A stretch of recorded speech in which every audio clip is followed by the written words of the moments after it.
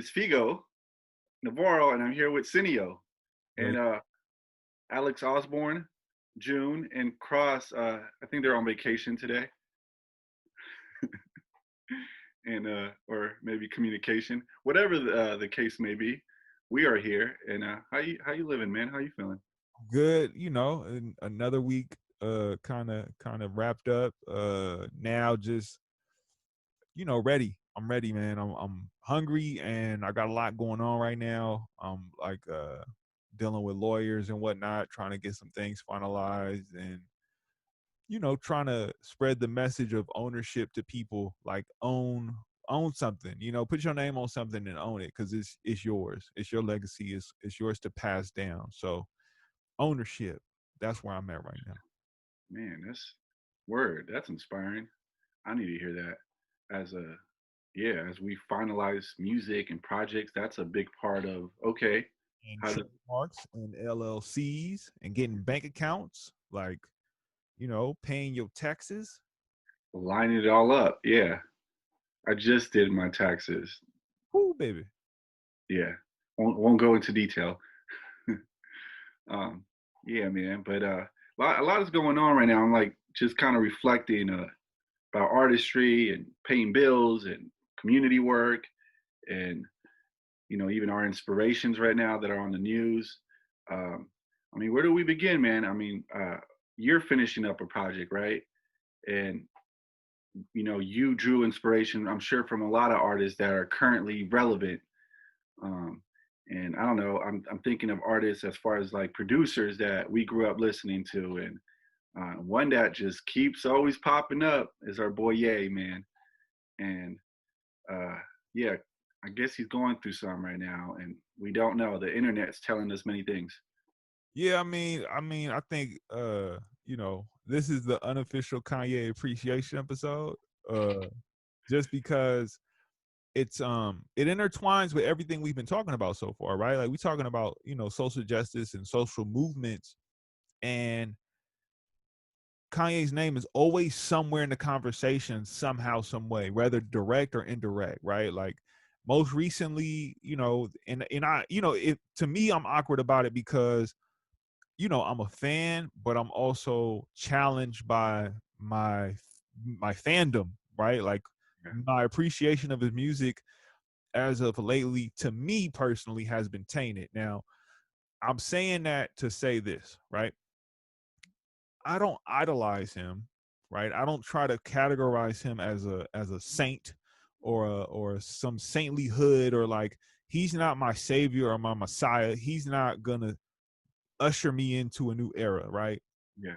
Now, when I was young and I was in high school and the year was, what was it, 2004, 2005, Kanye was my everything because, it's like I'm in high school, I don't know nothing. And I got a guy who's going against the grain of kind of like, 50 Cent was popping at the time. You know what I'm saying? Like 50 Cent was building his name, and his whole everything about him was just, it was super raw, rough, edgy, like aggressive content. And then you got this dude with the pink polo with the backpack, and he's not talking about any of that, and he's calling it out, and so it's like this juxtaposition of like you had In the Club on one side and then you had Through the Wire on the other side.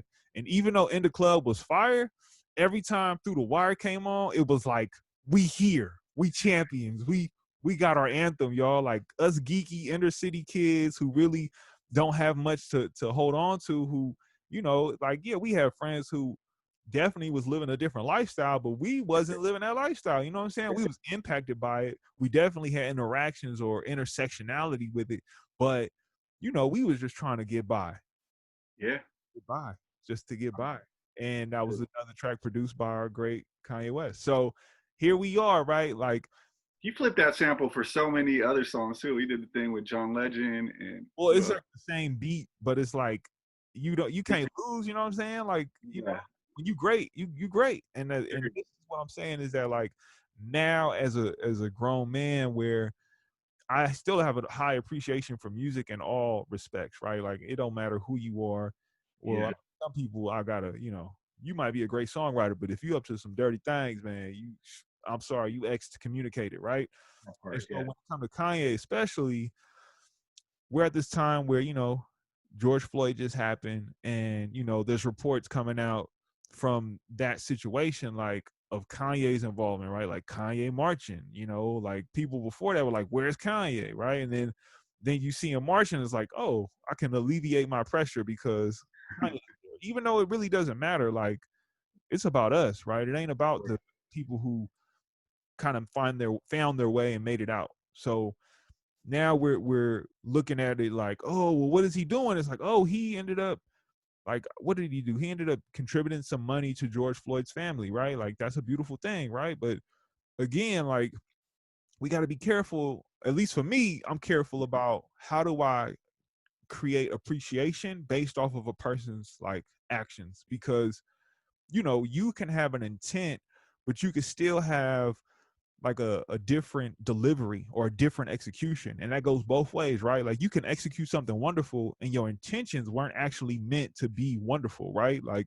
and so I'm saying that to say this: we're at this point now where it's like, Kanye recently said he's running for president. Now, he said that before, but more recently, it's like, okay, now you putting your name out there in this way. And my personal feelings, right? I want to be very clear about that, because I'm not trying to sway. I'm just trying to give a different perspective. Yeah. Can gain something from it. If you disagree with it, by all means, I'm here for the conversation, but I'm not here to tear anybody down. I'm not here to cancel out anybody, but I Right. definitely have my opinions.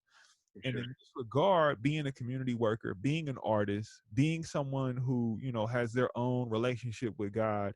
And oh, we got somebody coming in. Hold on, here we go. Let's see who's gonna Okay. pop in right now. Who do we got joining us? We got Alex. Yo. So Alex, welcome to the conversation. We already was getting the thing rolling. As you see by his hat right now, make Hunter's Point great again. Yo. There's too much, like, Alex doesn't know what we're talking about. Now, Alex, I'm gonna introduce you into the conversation and what we was All talking about. right.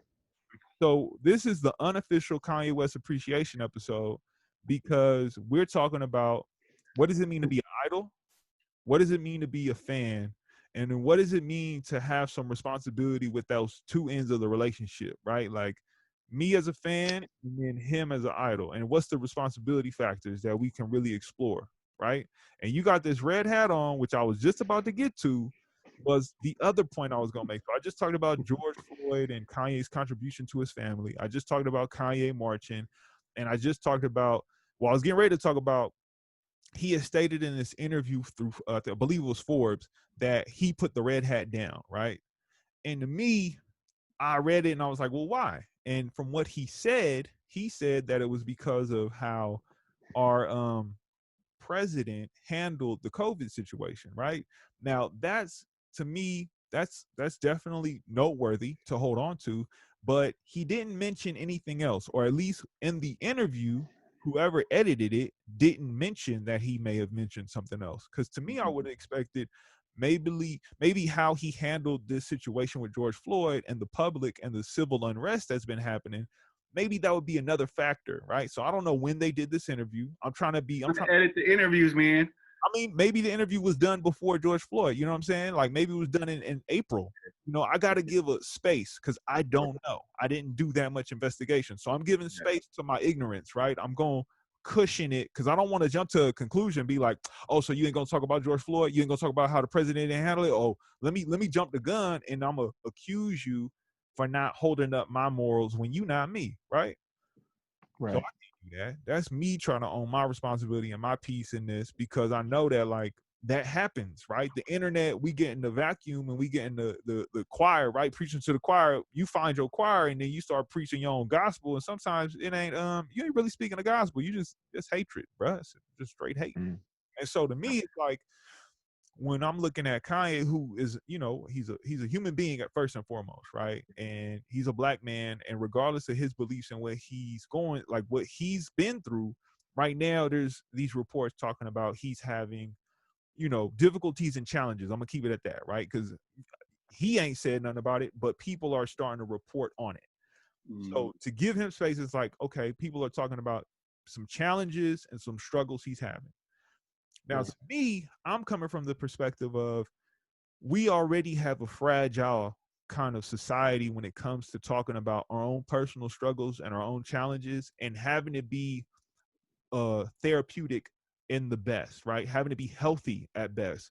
Because right now it's like we're quick to shun if someone acts out or does something that we don't agree with. We don't look at it from are you in pain? We look at it from you causing me pain, and now I need to attack you. I need to defend myself. When reality is like a lot of times, personally, right? Speaking personally, I look to you as a source of inspiration because I identify with certain things that you've done, right? It's your music, it's your movies, it's your art, it's what your contributions are to the public, and I consume it as a consumer.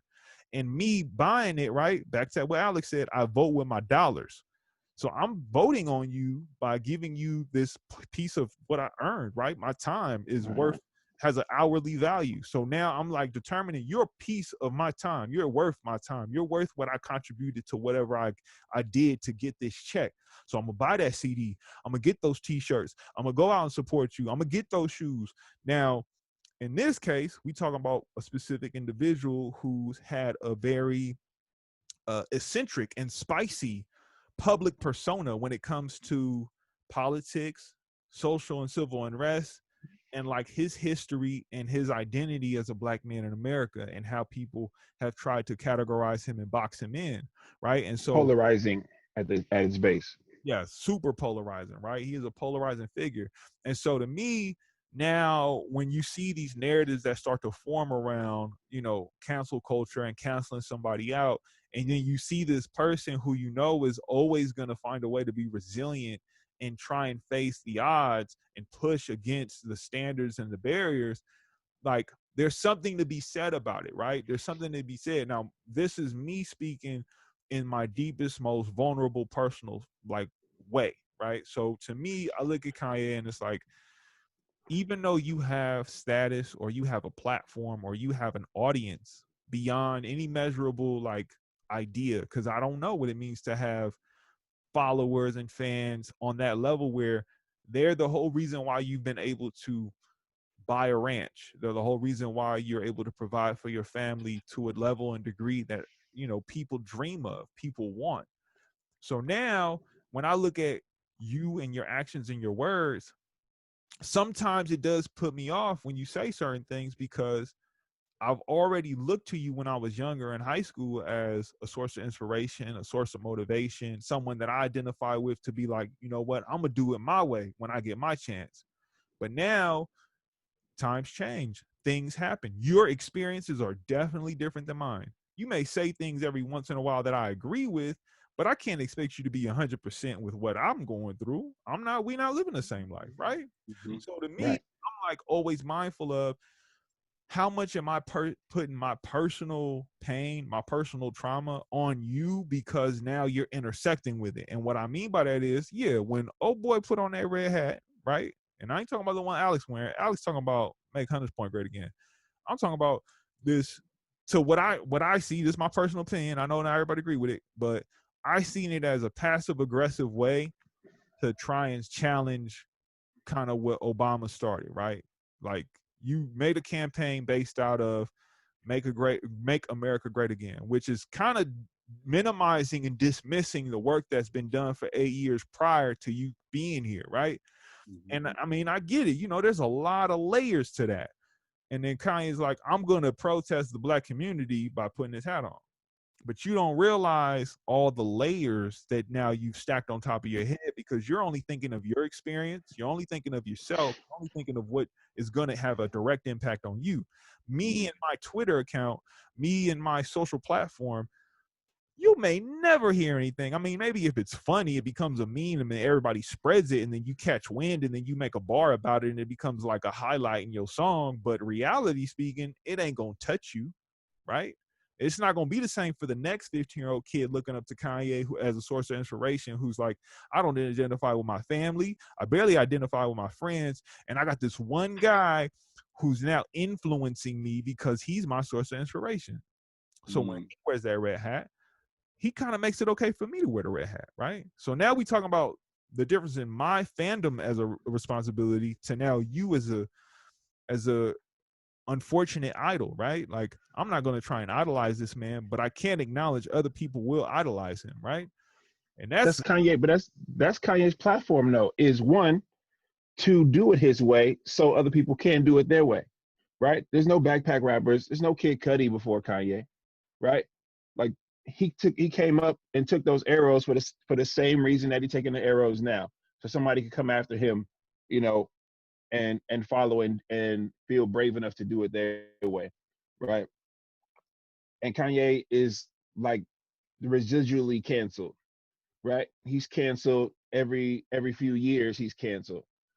And he continues to come back, still doing it his way.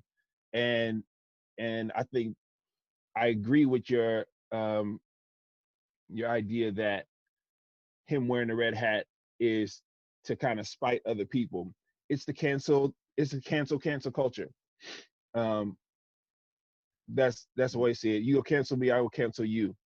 Um, and at the same time, it starts this dialogue that doesn't happen otherwise. If Kanye doesn't do it, who is going to do it to where we talking about it? Like hip hop will leave the whole hip hop community, hip hop culture will leave the whole thing alone and just say we just not gonna talk to these people. But when we say, oh well, one of our own who's eccentric, who's flawed, who's vulnerable, who wilds out, who don't gotta don't have reins on what he go say from one day to the next, on top of chain this, swing that, wear this, wear that, make my own clothes, make it fly, make it expensive. We if he don't do it, it's not gonna get talked about because if somebody in Tennessee or somebody in Texas who relate to him in that way. We like, I grew up in this town and these my folks, and I do relate to how they feel to some degree. Even if they don't see my pain, I still am completely aware of their views and why they support the president who's in office now, because I'm in the midst of a community. I'm a black boy growing up in a white town, a white, conservative, Republican town. And even if I don't share their views, I may feel scared to even say what I really feel or how the culture is affecting me, because some of these white boys have my back. Some of these people have my back, even though they don't vote to have my back. They votes don't have my Mm. back, right? They dollars don't have my back, right? They dollars don't support me and my safety.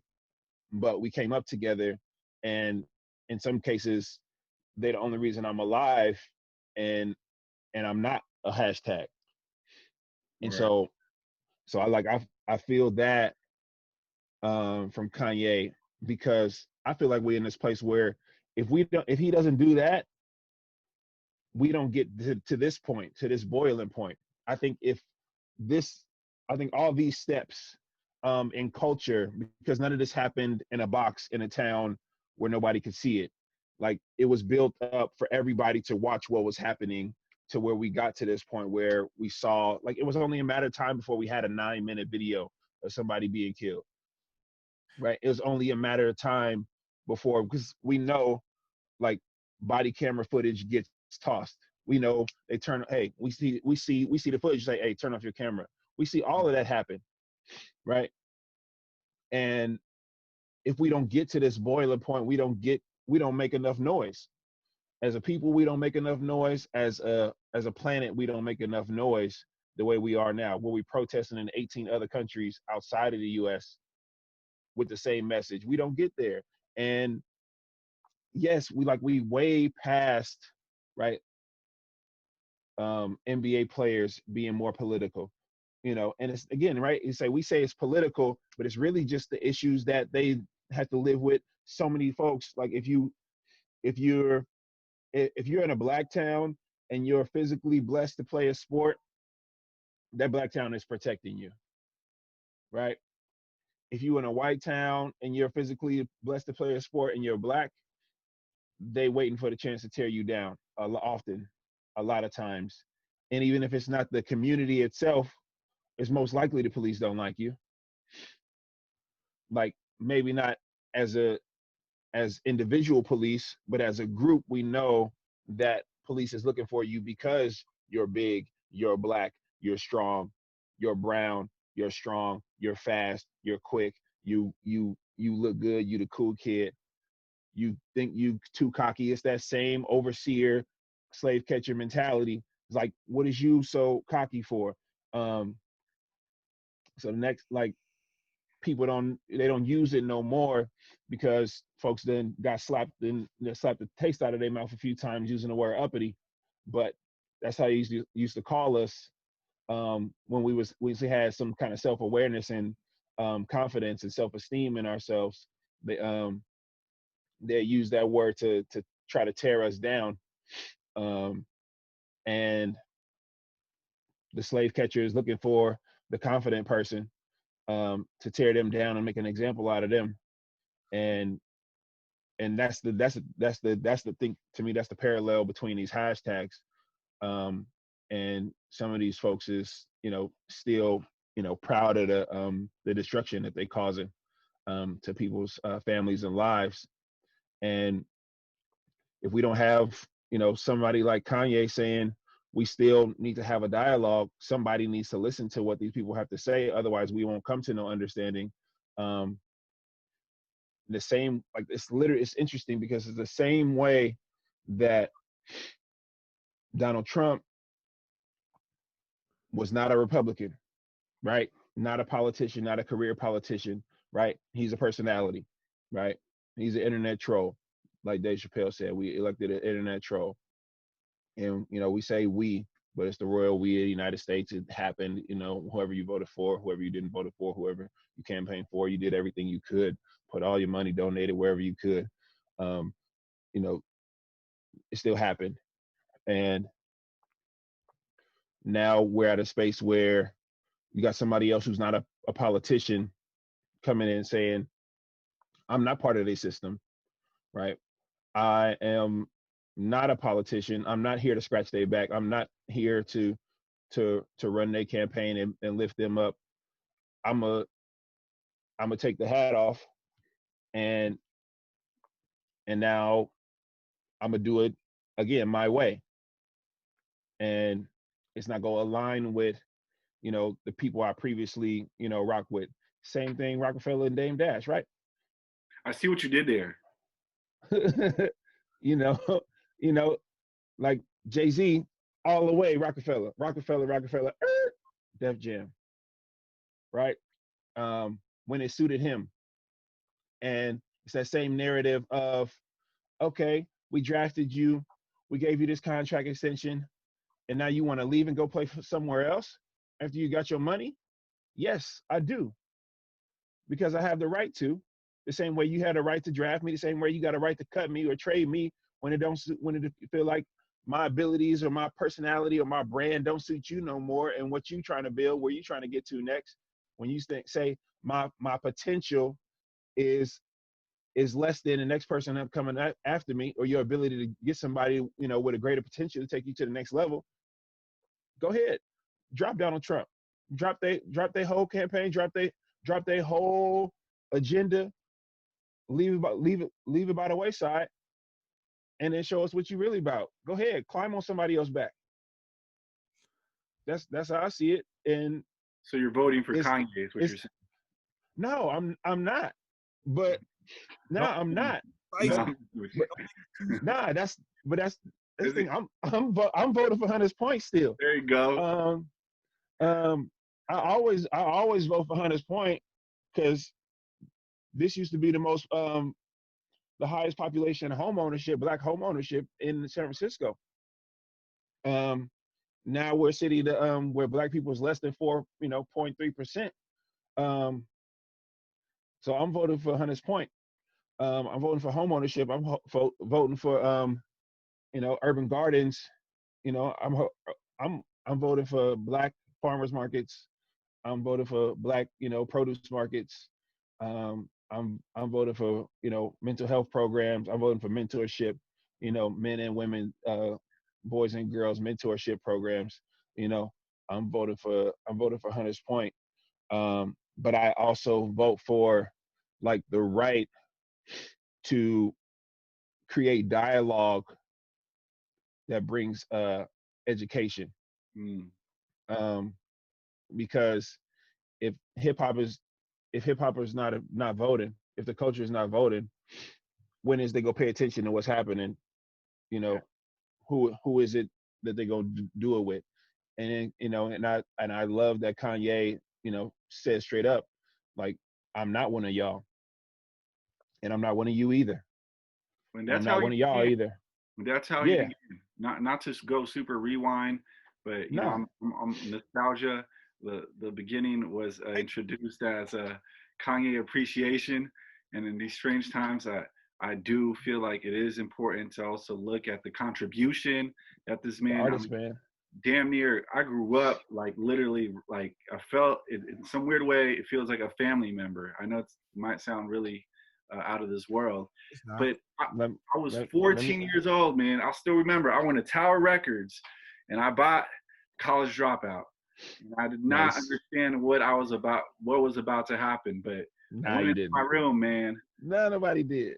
placed it in my boombox, man, and it just began. And I just think of like, what was the intro? We wasn't supposed to make it past. That was the intro, right? As he came in, Right, yeah. right. Like Joke's on you. We still alive. he let folks know from the gate, like I'm coming in as a survivor, and throughout the whole project, man, I'm not gonna lie, being in middle school, I was like the concept of college is something that as soon as you're in school, they're constantly, and no, I'm not trying to down school. I took a whole different route, but what I'm trying to get at, like, I remember the skits, man. He's like, oh, when I die, guess what I'm gonna have? I'm gonna have these diplomas and these degrees, Ah, right, right. like And it's you like and it's like and question it's everything, right, like it's but he's talking about meritocracy, right? He's talking about this idea that you can work to bring value to your life, Yeah, right? That you can get credentials, that you can get a piece of paper, that you can do all this work for somebody else, regurgitate what they want you to say, right? And that will bring value to your life and value to your existence in America. And he's like, nah, that's not it. yeah. Um, real quick. So what's your favorite Kanye quotes? I got two.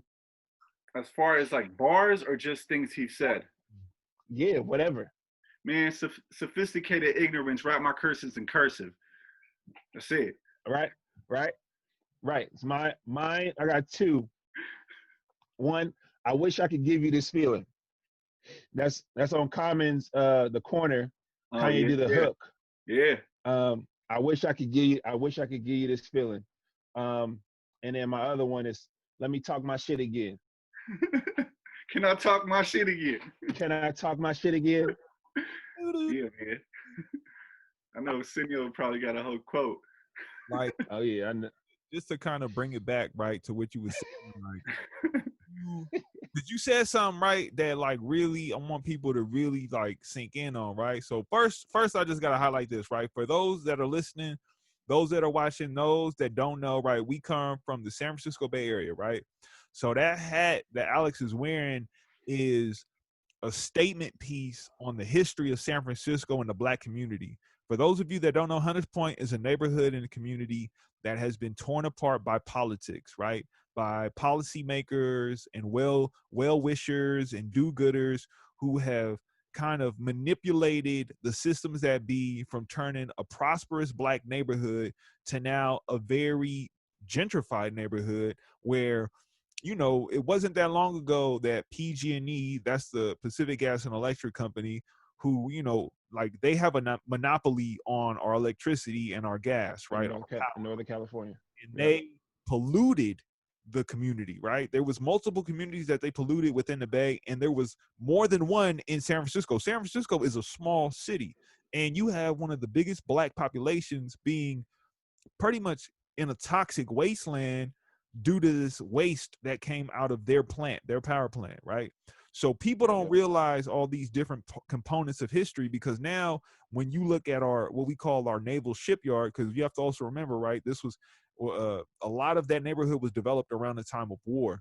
And now that it's, we're not in a war society anymore, at least in San Francisco to that degree, The Navy and PG&E did not want to clean up after they had their ships and they shipyard in Hunters Point.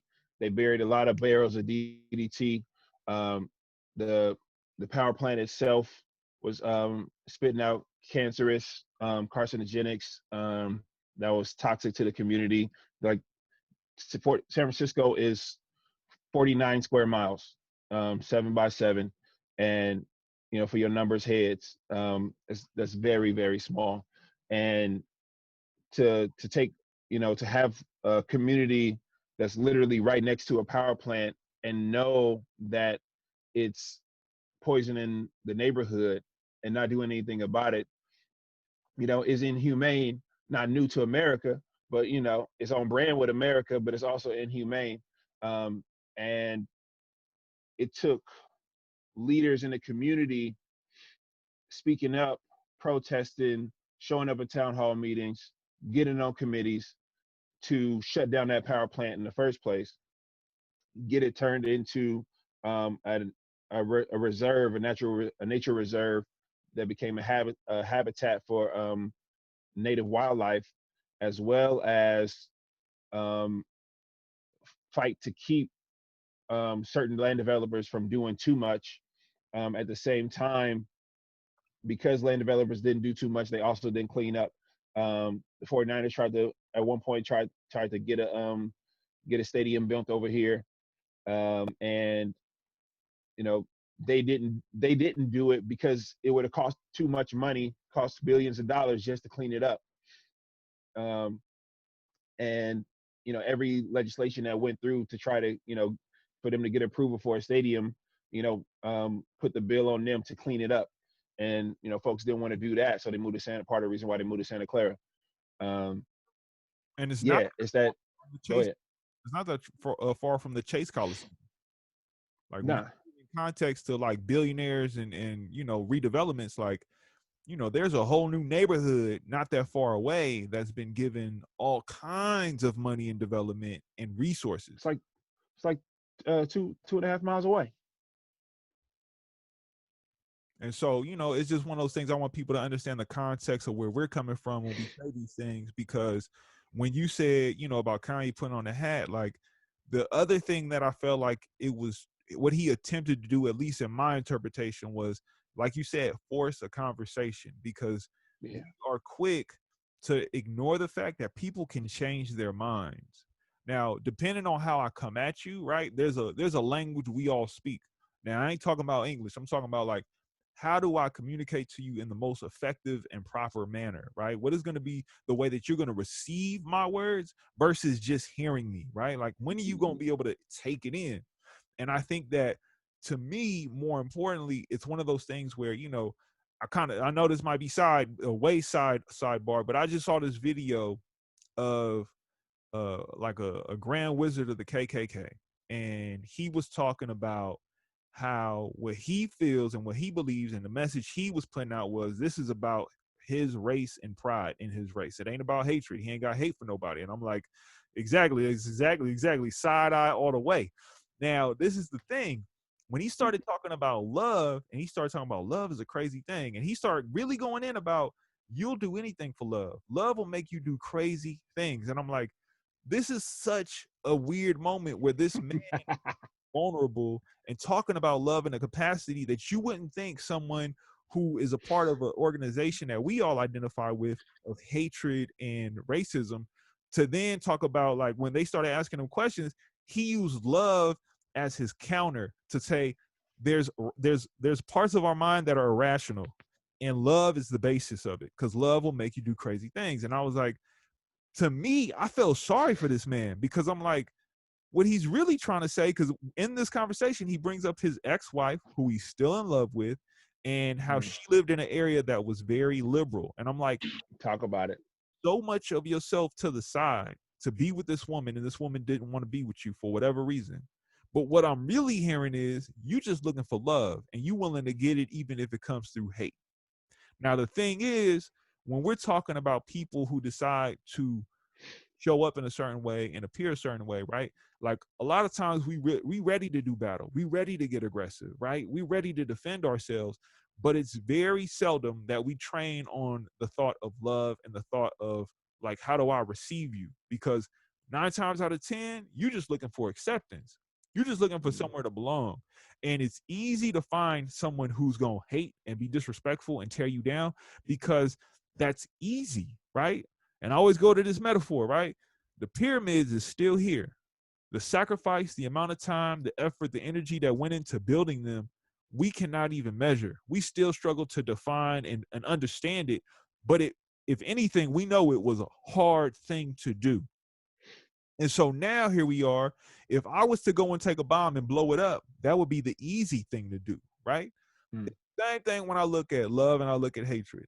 How to love takes practice. How to love takes a refinement and an education. Hate is easy. Hate, I ain't even got to say nothing. I could just grunt and just start yelling and screaming and be frustrated, and you going to know it's hatred coming. But to love, and to love out of respect, to love out of health, to love someone out of sustainability, that's a totally different thing. What's going on, baby? I see you out here, Danny. You know what I'm saying? Another year around the sun. You feel me? Do them laps, man. But back to what I'm saying, that's love right there. That's me giving love to him. Like, you know what I'm saying? Like, I'm not going to sit up here and hesitate. I got a heart on my head. Like, I don't wear this on my sleeve. I wear it on my head. So when I headbutt you, it's out of love. So when I'm talking about the situation with Kanye, what I'm really trying to say is, how do we, in a responsible manner, convey our concerns where someone can hear us, where someone can receive what we have to say? Because I can't tell anybody what to do, but I can definitely to hear our message instead of hearing our tone. Exactly, right? Because I mean, people, they don't remember what you say, they just remember how they felt. And if I don't come at it in the best way, if I come at it too aggressively, you just gonna remember the fact that I was aggressive. You're gonna lose sight of what I'm trying to say. I mean, it happens with my own family where it's like, my anger isn't about me being angry with them. It's about me being upset that they don't understand the deeper meaning of their actions. And I have to resolve that within myself first before I can approach them with what my concern is. And I think that to me, ultimately, that's what we're really trying to get at is, how do we responsibly create these dialogues? How do we thoughtfully talk about these difficult and complex situations? Because at the end of the day, as much as it's crazy, as much as we be like, oh no, we done with him, it's a man in pain. And like Ego said, to me, I do consider him of somewhat being close to me in close proximity, because what he's contributed and given to me in the past lets me know that there's something in those roots that isn't being nourished right now. There's something in those roots that someone isn't giving enough nourishment and attention to. And I, as a concerned citizen, knowing that this man has a heart in him to stand up to injustice, that has a heart in him to speak on so many different things, I have to find a way to try and nourish that. I have to find a way to try and give that some light. And I know that it's not going to happen through me being destructive. It's not going to happen through hatred. It's not going to happen when I come in with a aggression. You know what I'm saying? Like, so it's just one of those things that I want people to be clear. Like, yeah, I play around with the idea of being a Kanye West appreciation, but more about, how do we engage in social media in a responsible way? How do we engage in our fandom and our emotions in a responsible way? Because Kanye is just one example of how we lose sight so many times. Because if we really want to talk about it, and I know this is really spicy and it may be considered somewhat inappropriate, but remember, as much as Kim Kardashian is who she is, right? She was meeting with Trump to free people who were in jail. Now, some will try and minimize it and dismiss it as, oh, that was just one person here and one person there. But it was still an attempt that was successful. And it actually happened. And the thing that's crazy is, to me, regardless of the deeper meaning or the intention, that was the result, right? The hope is that we can change and reform a whole system, but this one person was able to try and alleviate some pressure out of the steam or out of the cooker that was already boiling, right? I'm gonna, because you can't separate the two. That they're married, right? They're a union. There's a strategic, almost chaotic, strategic. Like, you know what I'm saying? Like, we know that our president has been associated with certain unfortunate cultures of masculinity and his ideals on women and how he communicates that. And we also know that Kim Kardashian is held to a standard of what we kind of see as whatever type of beauty. I'm not trying to say it's my personal standard of beauty, but it is definitely what I call a Eurocentric standard Aesthetic. through a Black culture lens, right? Like, she has definitely mended these two different ends into something that people, you can see it on any given day on Instagram. Someone is trying to emulate that look, that style, that approach. So you send her to go and talk to this man who's in power to try and get these people free. To me, I gotta really think about it critically, because I'm not in the room with the conversations that are had. I'm not in the as the Jay-Z so eloquently put it, I'm not having the conversation with the bosses about the apple sauces at the apple orchard. Like, you have to understand, like, there's backdoor conversations that are had all the time. We may not agree with the execution, we might not agree with the delivery, but I can't ignore your effort, because I'm a person in the community. My whole mindset is trained on harm reduction. My mindset is trained on how do I receive people who are going through a crisis. My mind is trained on intervention. Kanye don't have that expertise, education, or experience. I do. I can't place that on him and attribute that to him to say you need to be to this standard. And all you've ever done is make some of the best kind of raunchy lyrics that come from a perspective of a Black man, Of a wounded person. a wounded person, and he's only conveyed a wounded person the whole way through. It's there since the first album. He's communicated his complexities and his contradictions since the beginning, but oftentimes we choose to ignore it to then see only one side. And when that other side comes back and it's vicious or it's grown or it's distorted, we then want to be like, oh no, that ain't you. And it's like, well, I mean, you do live a lifestyle that's held on kind of. Man, it's like when you see a rescue dog, man. You know, the rescue dog has got trauma, and the rescue dog can snap at any time, no matter how much love you try to show it. Um, and it needs a whole lot of support and structure, and patience, And you know, to understand it.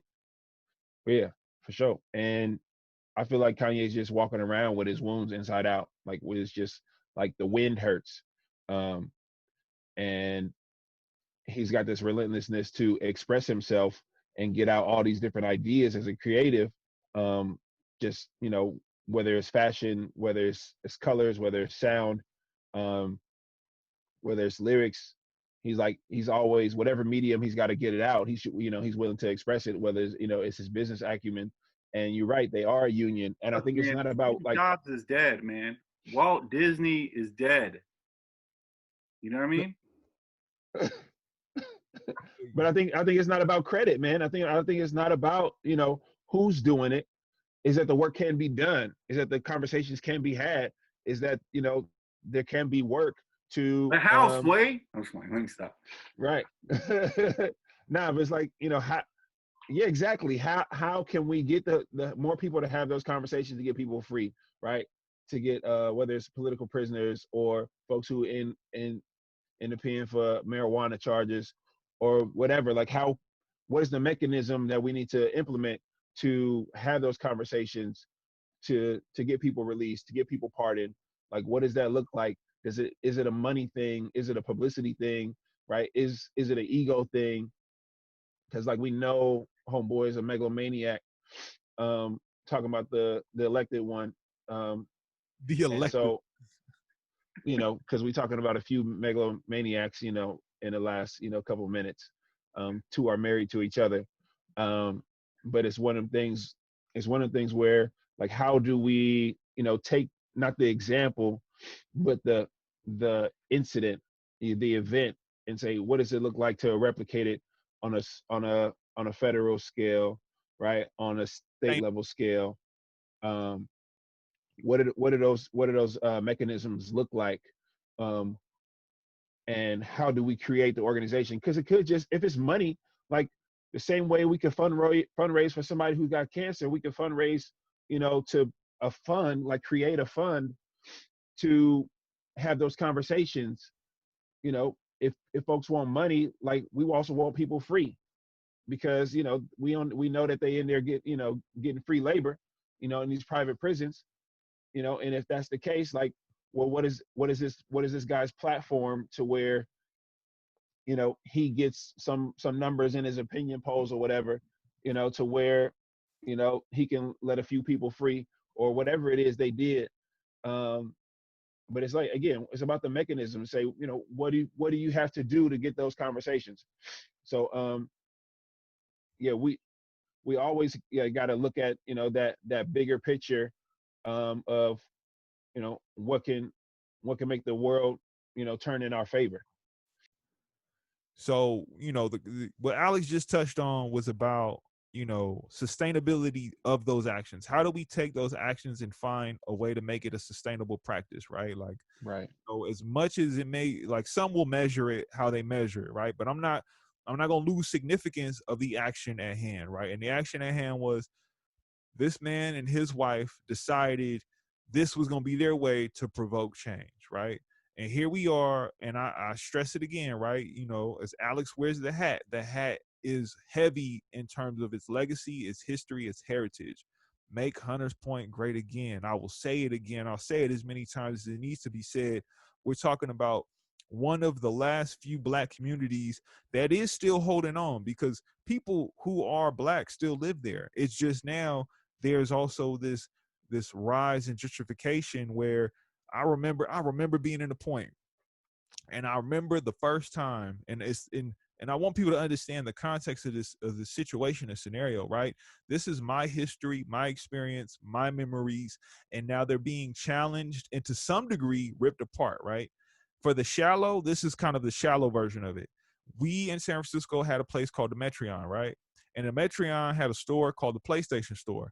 And when we used to go to Metreon and cat off our time, we'd be at the PlayStation Store playing games. And then one day, that store was no longer there. So this is kind of the metaphor for that. I'm in the point, right? And I'm sitting waiting for somebody I'm working with. And I see a white guy in the middle of the day with no shirt on running through the projects. And I was like, well, there you go. That's it. It's a wrap. Well groomed, well taken care of. You know that he's run this block more than enough times because he knew where he was going and where he was headed. And to kind of highlight the contrast of disparity, right? 4th of July weekend, that same area, a block away, a young child lost their life, right? And, people will say senseless acts of violence, but to me, that has more to do with how do we give culture, education, and support for resources to people who needed it so these events wouldn't take place and wouldn't happen. So when we talk about those small significant actions, right, we could talk about the other me and all the work I've done in community organizations. Alex talked about mentorship, and I can speak to a degree about the other me when I ran a mentorship program, and it was difficult. It was hard. It was a challenge because my main concern at the time was, how do I get people who work in tech or have jobs that are anything but the norm and get them to connect with kids who live in these neighborhoods that people don't know about, right? Because we got people in the city who come here to be in Nob Hill and to come be in the Castro and to come be in all of these various, incredible areas, right? Diamond Heights, Twin Peaks, but they don't know anything about Sunnydale, Double Rock, Hunters Point. They don't know anything about these areas that have been in existence, but have been shunned by their larger city community, right? And so my hope was, how do I get these people who don't know about these areas, who have no attachments, to come and talk to kids and build relationships with them, to then hopefully maybe those relationships could turn into opportunities. And in some ways it did, but again, right, it requires support, it requires resources. And when I had to leave and someone else had to take on that role, right, not everyone's gonna have the same relationship with the community that I have, because I'm gonna keep trying to build relationships. I'm gonna tell you right now, as soon as I went from one job, I went right back to going in those communities to build resources. So I went from a mentorship program to then creating internships. But the thing is, when someone took over that mentorship program, they're not going to come in with the same passion, the same personality, the same preferences that I have to push the issue and make it a practice, right? I'm gonna talk about these P's one time, right? The P's: practice, policy. Understand that, right? We're not talking about my preference. We're not talking about my personality.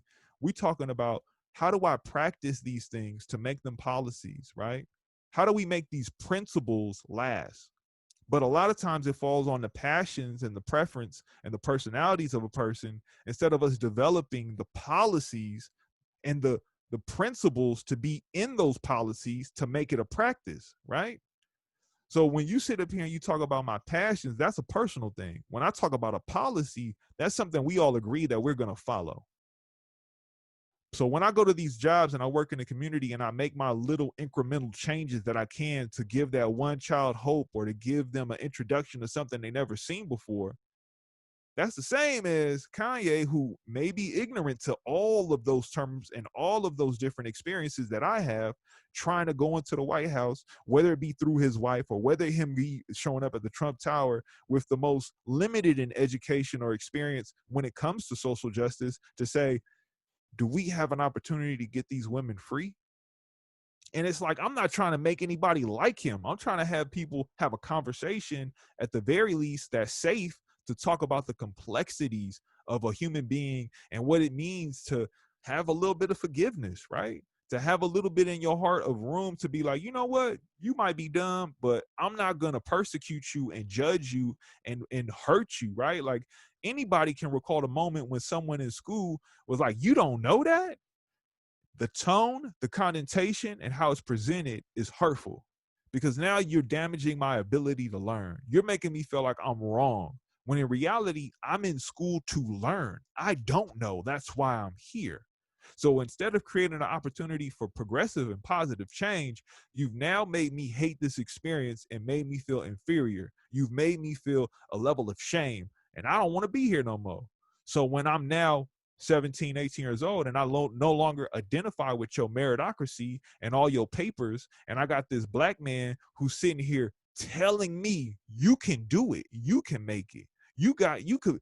I'm sitting here looking at Kanye with Pharrell and Lupe Fiasco, and I'm like, how am I not going to join that? How am I not going to try and be a child rebel soldier to the system and the institutions of oppression that have got me? Right? This is the unofficial Kanye appreciation episode 6 of Lyrical Ones.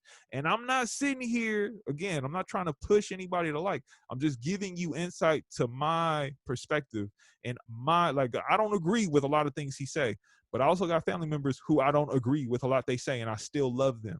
And the thing is I have to work on how I communicate to the ones I love to reach them, to hopefully open their mind, to give them an opportunity to want to change. Because if you don't give a person the opportunity to even want to change, change will not occur. Because that goes into what we were talking about when it comes to the divisive nature of just wearing a hat nowadays, right? Anybody could see that red hat that Alex is wearing and make an assumption. But we talking about Hunter's Point. We talking about a neighborhood that most of the world don't even know about, right? Anybody could talk about the Golden Gate Bridge, but how many people going to sit up there and even know what Hunter Point means to the San Francisco whole? It's a different world, right? Don't even get me started on Different World. That's a show, Cosby. That's a, man, we're gonna have to do another episode because that's even, man, it's deep. But I'm just shout out to Chief Charlie, who got me plugged on the Make Hunters Point Great Again. No sucker shit 100. I check his IG at no sucker shit 100 because it's still a sucker free city. Hold on, wait out here. Wait. I got a term. So I know this gonna be hurtful. It was sucker free, but now it's sucker filled. It's not to the brim, right? Because there's still the real who's still there. They still there. But that's why we got to make it great again, because that's where we at. Because on 4th of July they had Hunters Point looking weak with a young kid killing a baby, whether it's on purpose or on accident. We know it's on accident, but we shouldn't have no gun violence no more. We should be past that, and that's that second field shit that he's talking about. And we need to move past that back to no sucker shit, where people care about each other, where folks is looking to build each other up, where folks understand that the person across for them is not against them, is not judging them, is not vilifying them for being themselves, for being different, for having connections that they ain't got. and it shouldn't be about no jealousy. Shouldn't be about putting no money on nobody's head to have them killed. We gotta move forward, and it starts with gun violence. It starts with education. It starts with mentorship. It starts with internships. Like, we have so many different battlegrounds and front lines to fight on, battlefronts to fight on. We just need more people willing to do the work and support each other. And just to kind of amend that statement, you got to remind when COVID happened, right? Then it changed into being in. I knew you was gonna amend that thing. I can't really say sucker fifty anymore because a lot of them are moving to other areas, and they moving out already. So it is going from sucker field to sucker few. We're getting back to sucker free. So, it's the sucker few city. It's a few who is suckers, but it's not as many as you used to be because, a lot of them did move away. And I'm not saying you a sucker for moving, and I'm not saying you a sucker for working for being here. But I am saying sucker for not taking the time to get involved and get to know your community to have an impactful difference of positivity because you just left us with nothing. Being in the community, not other community. Exactly. Like, come on, I'm gonna just be real. Like, we gotta come together, right? Like, I know it was a little spicy to say that, but in reality, like, come on, we here, we people, let's come together. Real talk. I miss the old Kanye, straight from the gold Kanye, okay? He was the first one to say, look, I'm so self-conscious. So a lot of people can say what they want about him and Kim, but they're already and have been acting as a presidential couple. Yeezy 2020.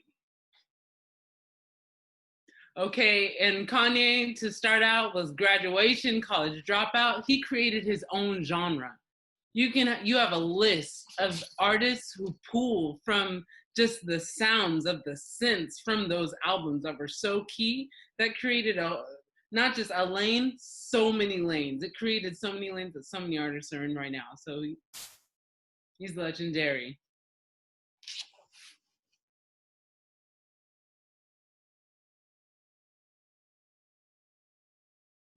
No doubt. Tell him, Figo. Yeah, I'm on that, June. I'm talking about the legacy, man. This man started off with college dropout, late registration. Then he took us to graduation. See, it wasn't entirely a full-on dropout. He's like, are we going back to late registration? And now we're going to graduate. See, it was all steps. And he planned it out. I remember seeing interviews of Kanye before he was at graduation talking about it already. So it's like, I mean, gotta respect that, man. Can't knock the hustle. And then he continued just to evolve, man. Like, I feel like he pushed the genre. You look what he did with autotune, with 808s and heartbreaks, man. There's a reason why you got a lot of these autotune artists. Got the Travis Scotts. Obviously, Kid Cudi came along and was part of that project. You know what I'm saying? But just all the artists that he brought together. Good music, man. When you gonna name your label Good Music, you gonna back it up somehow, right? So I'm just saying, man. Here's an honorable mention. Chance the Rapper always pays homage to Kanye. He's not even signed to Good Music. That part. And it's important to remind folks that good music means getting out our dreams. It's important to remind folks that this guy who had a microscope on his life, like most celebrities do, or most popular public personalities do. He had a microscope on him while he lost his mother. Had a microscope on him while his wife was held at gunpoint. Had a microscope on him, while he's going through therapy, like literally on TMZ, like went to their news station, right, to talk about his trauma with liposuction, talk about his trauma with being bipolar. Like, few are brave enough or wild enough, or Kanye enough, to run up to the microphone, unscheduled, and and say, you know, Beyonce had the most popular, you know, the best music video of all time. You know, one of the best albums of all time. You know, when you know when the blonde white chick, you know, supposed to have a floor. Um, you know, sometimes I think we all need to take a little bit of that energy, um, and you know, say that there are people doing some of the best work, you know, in social work, doing some of the best work in education, doing some of the best work for inclusivity and equity, and they need they shine, but they also need support. We need to grab the microphone and speak for them and elevate them, because it's men, women of different colors doing that work, um, while we here being creatives, um, you know, and wearing many different faces to navigate, you know, what it takes to fulfill our spirit and our soul and what our hearts, what our art is connected to. We're trying to find, you know, public spaces to make impact. And, you know, some people create in business, you know, while we create through different mediums. And we can need to continue to collaborate and, again, not vilify people just for being themselves, but say, I see what you're doing, or I at least want to hear more about what you're doing. I at least want to hear about your perspective and why you're doing it. And these are my contributions or my critiques. And this is a safe space to say, this is how you feel. This is how your point of view, your scope, your lens, your perspective, your view are all important and are valued, even if I don't agree with them. I'm here to listen, and I hope you're here to listen to mine as well. Give me a chance to share my piece, not to convince you, not to beat you over the head with my opinion, but to create an understanding. To say, I know you on this side and I'm on that side, but we can walk along the line together towards progress, even if we're on different sides of the fence. Who hurt you? Who hurt you? That's the thing that I think we always forget, right? Like, we see these things that happen and we take offense, right? Like you mentioned, like, Kanye being bold, running up to TMZ, saying all those things, and he's literally speaking on how he's been hurt. And what I haven't heard is how people try to, like, really intervene to help him, you know? And that's the thing that, like, is most painful to watch, is like, he's reinforced himself through validation, through his contributions in art, right? Like music, clothes, you know, whatever he could do, that's how he was able to find validation, right? Like, you just talked about how traumatic it is. Like, I mean, I come from a family where we lose moms every 2 to 4 years. You know what I'm saying? Like, I lost my mom at the age of 30. I seen my cousin lose his mom at the age of 14. I seen my other cousin lose his mom at the age of 18. I've seen, you know, my other cousin lose their mom at 18. It's happened numerous times where I've witnessed these travesties and tragedies, and I didn't have a camera. Like, there was no news, there was no coverage. No one had a critique or opinion. I mean, people done went to jail, committed crimes, lost their minds, got addicted to things, and there was no one there to record every moment, to see them break down and see them rebuild themselves. And if they broke down again or were just getting by, no one was there other than me and the few family members who cared. And so you got this man who's a celebrity, and he is held under a microscope. And it's, as again, on what part do we own our engagement? At what point do we say we're gonna stay away from investing our energy? And, like, now it's not even voting with your dollars. You vote with the algorithm. You vote by the time you spend on the screen. Like, you look at something and that tells them it's worth it. It's worth having. It's worth distributing. So to me, it's like, you know, to kind of quote a situation that happened recently. There was a situation with a good friend of mine and his girlfriend, and, you know, he's an entrepreneur himself, and his struggle is buying video games, right? So he told his girl, he's like, man, it's all these deals. I just keep finding these deals. And she said, if you keep looking, you'll find it. So if you keep looking for a problem, if you keep looking for hatred, you keep looking for pain, you're going to find it, right? If you put forth the effort to, like, your intention is, I'm gonna look for positivity today. I'm gonna pursue that. I'm gonna push that. I told you I'm gonna be on these P's, right? These P's is powerful, right? Poor people play, powerful people play. Let me say it again. Poor people pay, powerful people play, right? Playing is a form of enjoyment, right? You can educate yourself and have fun and play in education. But if you find yourself struggling or you find yourself in pain, right? Maybe you need to find another procedure, right? You need to think about these things because these things affect all of us as people, as persons. And so, I really want people to really think and reflect on, like, this is Lyrical Ones, a podcast, right? Me saying what I'm saying is from a lyrical viewpoint. Words have impact. Words matter. I'm trying to figure out the way where I can give the sensation of the color red to the blind. When I can do that, when I can have them manifest that in their imagination through my words, I know my job is done. Until that day, all I can do is talk about a red hat and the power it may have, and whether or not you reading what's on the red hat or you just assuming what's on the red hat. So, it's just one of those things I want people to really think about. Like, we're coming at it from a perspective of we're not saying we got it all, but we are trying to be healing. We are trying to be whole. We are trying to be human about it. We trying to come from a place where it's about health. Like Alex is a man of fitness, and physical health is definitely as important as your mental health, right? And so how you refine the mind and how you work it out, how you exercise it matters. So when you are practicing these different approaches and you're lost in the sauce of the internet and you using your phone to try and escape, right? Think about what it is you actually putting your time towards, right? What are you actually pursuing, right? You have the option to search for something, but what you search for, right, will define how you view the world. And so it's just like, be careful out here. You feel me? You know what I'm saying? Like, think about it.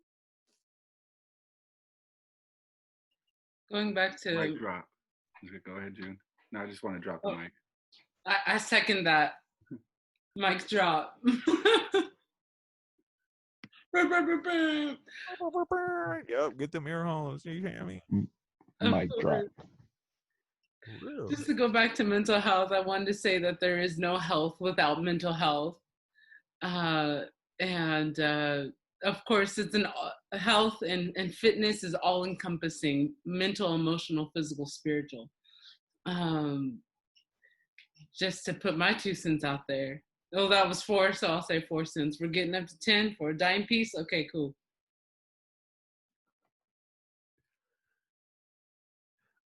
I'm just saying, we out here, and this ultimately, like, I want to say this. I know this might be abrasive, but like me doing this, it takes my mind to do it, my focus to do it. Me drinking some water, like, that takes my mind. Me going to school, me talking to people, me being at work, my mind is at work doing the work all the time. And if I don't take care of my mind, if I don't take care of me, right, I neglect my mind, I neglect to acknowledge that I have a mind, then how am I really being healthy in my approach? How am I really being sustainable in my approach? If I'm not getting the sleep I need, right? And I'm not saying everybody can, because let me shed some light and be vulnerable. Like, there were times when sleep was hard to come by for me, and I started to experience a decay and a destructive force of my mind starting to fall apart because I wasn't getting sleep. I started showcasing kind of outbursts, right? Now, most people would call those outbursts, what's the proper term for it? It's not schizophrenia. What's the term where people start cussing out of nowhere, where they just start randomly? Like Tourette's? Tourette's, yes, right? I started having these bursts of anger, and like, I remember being on the phone with somebody, and I'm at the store, and I start getting ready to cuss out the cashier, and he didn't even do nothing but ring me up. And I'm like, yo, like, me getting 2 hours to 3 hours of sleep a night is starting to destroy me, right? I was trying to hustle and pursue my dreams and do all these things, and I'm neglecting my health. right? I'm neglecting. I ended up incorporating a lot of toxic behaviors and started manifesting toxic relationships. And it was because I had no education on how to engage myself around my mind and my mental health. So, us saying all this when it comes to this unofficial Kanye West appreciation episode is also a reflection and reminder of how do we use our minds to better ourselves? Like, we're here trying to be positive, right? We're not going to be flawless in it, but we're going to struggle to figure out a way. And I'd rather struggle and figure out a way and bump some heads than to say we never tried and we never spoke on it. So, it's just, people, please be mindful. Like, we here as people to have a conversation, to have a dialogue, and we are approachable. It's like, let us know what's up. Let us know how you feel. Speak on it. Because, we going to speak on it to some degree. We're going to try and be responsible to some degree. I mean, we do say some spicy things for times, but, sometimes you need that curry to spice up your life.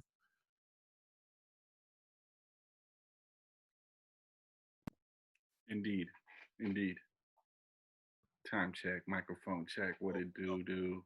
Checking the time right now, just to let y'all know, we looking at, this is about a combination of an hour plus. We looking at probably an hour, 8 minutes now in the game. Yeah. But it is one of those things I just want, I mean, does anybody else have any Kanye appreciation moments they like to shout out, or even moments that you didn't agree with where it's like, bro, what you doing, bro? No, not today, bro. I just want to say that he was bold and for coming out and saying that he has a diagnosis, if we're still on the topic of mental health. And I mean, you could kind of see a decline in his positivity in the Kids See Ghost project with Kid Cudi. So, I mean, if we want to take a look at like how to be successful, I think there's so many tips and tricks that we can and moves that we can learn just from Kanye. And um and I think, to be honest, that first move is to yourself, be true, to know yourself. So a first step when it comes to, if you have goals and getting to them, is having a self-assessment and knowing who you are, and knowing, if you have triggers, and just knowing yourself more so you understand the world around you. And I just feel that's a big ups to Kanye, to from album to album, track to track, he stayed true to himself regardless of what was going on in his life. So I mean, he's an incredibly strong, pure, transparent artist. Just to say that. Yeah, man. I feel like he's just resilient. And humanity is that. Humanity is resilient, man. And we need art to do that. We need expression to do that, to stay resilient. And regardless of, what plague or what virus we thought was going to wipe out humanity, it didn't. It hasn't. And we're we're resilient. I think we're in an interesting time where, for the first time in history, folks are not gathering, in a proximity in a room, in front of a stage, um, listening to the stories being told. Um, as many plagues and things as happen across the planet, right? They're not shows, they're not concerts, in public, in proximity with each other, like we've had, in the past. Pick a continent, right? It's not really happening like that. Um, but we still need stories to be told. We still need storytellers, and we still need those different mediums to tell those stories. And I think that's where we are right now. Is folks are just going out and telling their stories and telling them, telling what they've been through, and they're saying it loud. And not only that, they're also saying that other people are going through things, and their stories are worth listening to. And I always feel like Kanye was doing just that. He was just going out telling his story, and whatever it sounded like, he would just recruit people, recruit artists to help him tell his story, and get all of it out of his system in that time. and that's kind of, you know, when you knew the album was finished or the project was finished.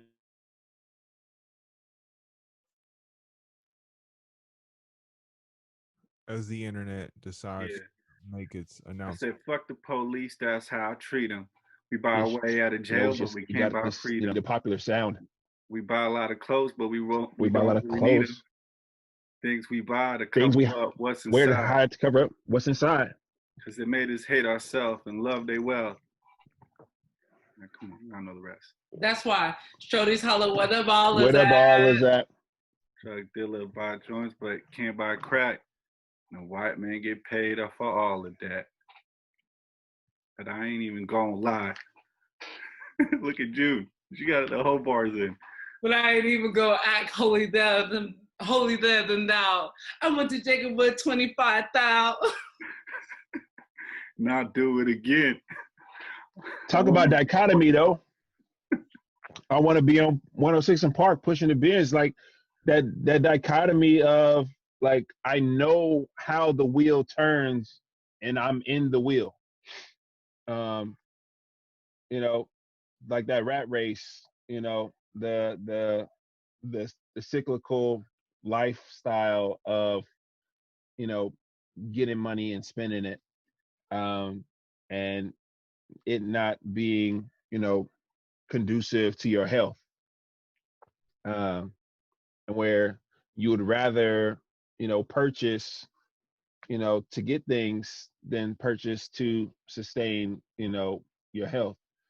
And it's one of those things, like, if you, again, we, you know, we talked about it last week, you have to keep moving, have to keep exploring that self and what it means. And the more we sit, you know, in the shelter in place and this quarantine and have time with ourselves, you know, it's a perfect opportunity to learn, become self-aware, and practice self-mastery, you know, finding out what those things are that activate your feelings, that activate your responses, and then, you know, determine and acknowledge where those things are coming from, you know, what's rooted in your life, what themes are in your life, what injustices and pains are thematic in your life, so that you can then, you know, find ways to heal. But understanding, you know, how you activate, you know, and how you respond to certain stresses can help you, you know, and how you interact with people, you know, and interacting with people is the name of the game. And I can, you know, I hope that we can continue to, you know, take that example, um, of, you know, being on the corner with folks as robbing, killing, stealing, dying just to make a living, and seeing those people and saying they're hurting too. And you know, I'm one bad day at work from being right there with them. You know, I'm one breakup away from being right there with them.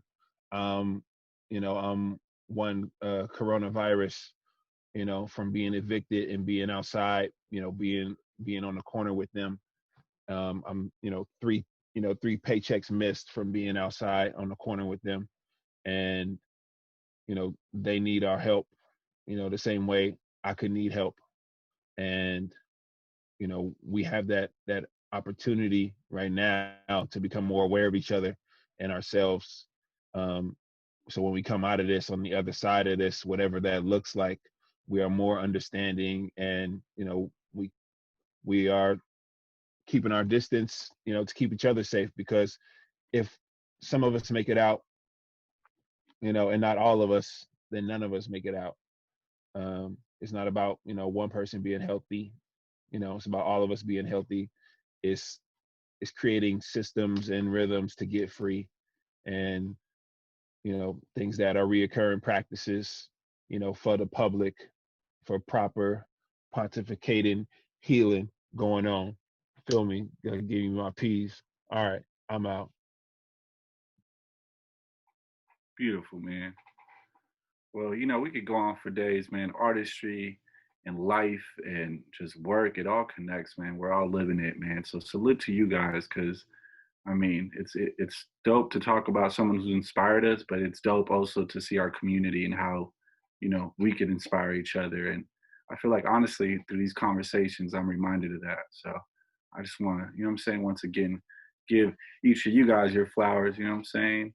Cineo, June, Alex, like this is dope, man. This is episode 6 and we here. You know what I'm saying? Let's keep pushing these lyrical ones, you know what I'm saying? Unofficial Kanye West appreciation episode, aka Make Hunters Point Great Again.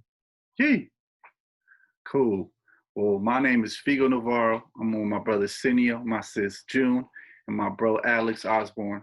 This is Lyrical Ones, episode 6, Unofficial Kanye Appreciation, and all of the above. Peace, peace, y'all. You don't stop to the beat, y'all. Hey, Cineo, you got that thing queued up? I don't know. I'm just going to beatbox the whole time.